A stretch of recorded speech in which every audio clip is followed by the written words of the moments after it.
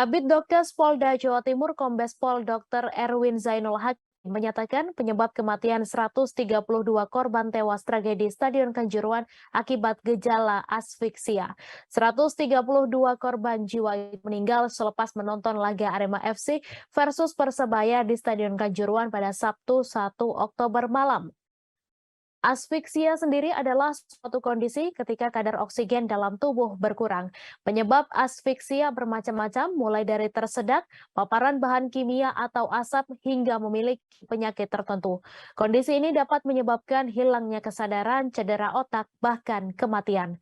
Sementara itu, tim Dokes Polda Jawa Timur akan melakukan autopsi kepada 2 jenazah korban tragedi Stadion Kanjuruhan pada Kamis 20 Oktober pekan depan.